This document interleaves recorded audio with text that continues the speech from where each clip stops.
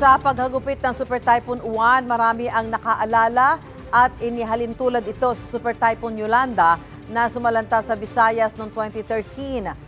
Ayon sa Pag-asa, may mga pagkakaiba ang dalawang super bagyo. Mas malawak ang Super Typhoon Uwan na may mahigit 1,000 kilometro ang diameter.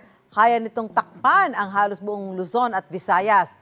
Ang Super Typhoon Yolanda naman, 600 kilometro ang laki, mas maliit kaysa sa Typhoon Uwan. Pero ang taglay na maximum sustained winds ng bagyong Yolanda ay 235 kilometers per hour, habang ang Uwan ay umabot sa 185 kilometers per hour.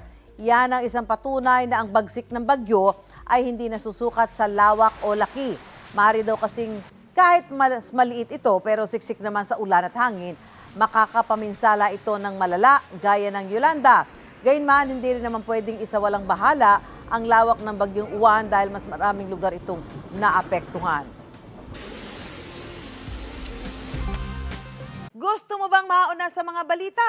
Mag-subscribe na sa GMA Integrated News sa YouTube at tumutok sa unang balita.